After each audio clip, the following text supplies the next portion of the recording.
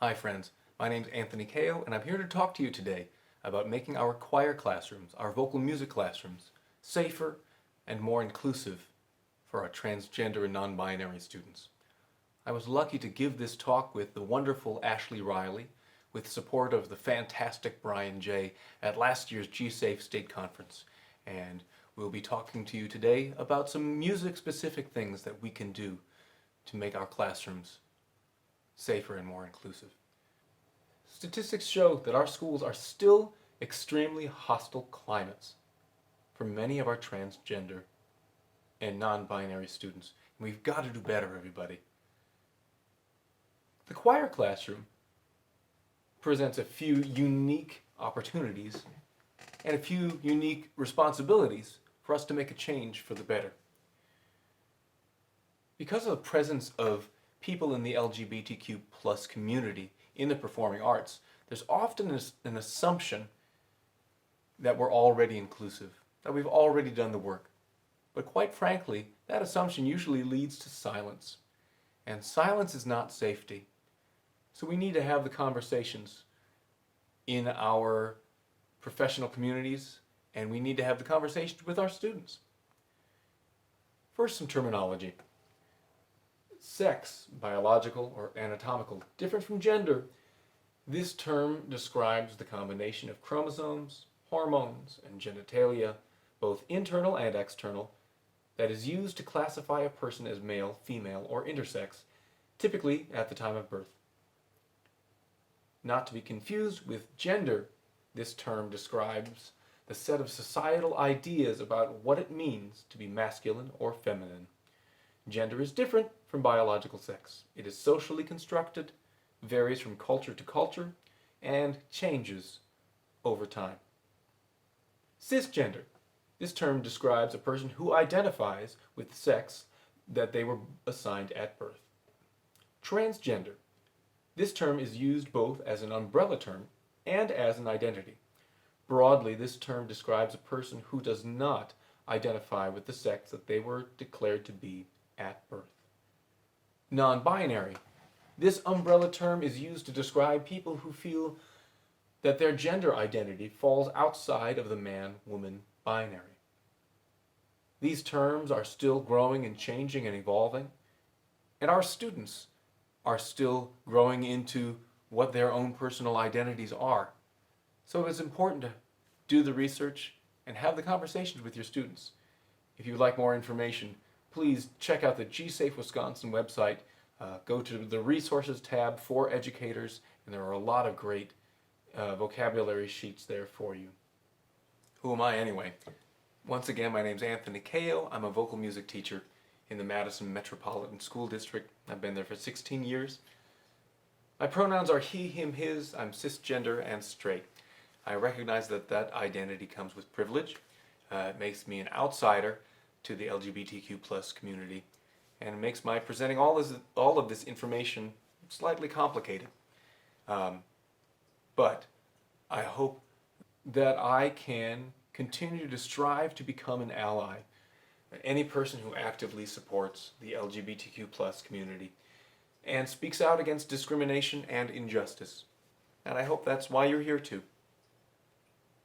There are general things that all schools should be doing, all teachers should be doing to make their classrooms safer. Most obviously, we've got to be vigilant about stopping any derogatory language that students use in our classrooms.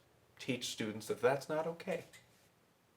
We've got to learn students' names and pronouns and use them and practice them if we think we're going to make a mistake. And if we do make a mistake, apologize, move on, and do better next time. A few years ago, the common wisdom was for teachers to ask students to introduce themselves in front of the class. Names, pronouns, first day or two of class. More current research realizes that that might be really uncomfortable for some students. Some young people that are just coming to terms with their own identity might not be ready to be out in every single environment. So finding out names, pronouns is something that I do privately at first. It's usually on the first day of school, and once I establish what everybody is comfortable with my saying in front of the rest of the class, then I affirm those identities as much as I can the rest of the school year.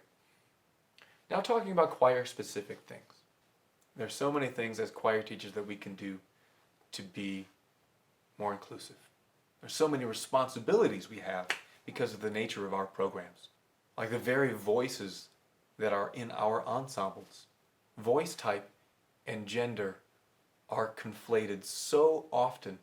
We have to work really hard to separate them. I said, guys, sing this. Hey, ladies, stand up and sing, for years. And I finally learned that that wasn't good enough. It's not that accurate. What's more accurate? Well, actually saying, I want to hear the sopranos sing. Sopranos, stand up. Sopranos, altos, sing. Everybody on this side of the choir. And it may be a few more syllables, but our student safety is worth those syllables. And it may not be, if you haven't made the change yet, it may not be something that happens automatically. It may take a few months to get used to it, but it's worth it. Our concert wardrobe can be really complicated for some of our students, especially depending upon how we present it. If we make it seem like all tenors, basses are going to get tuxes, we may be leaving students out. So there have to be ways around this. The most old-fashioned way out of it is the choir robe. And as old as those are, it's a perfectly good gender-neutral option.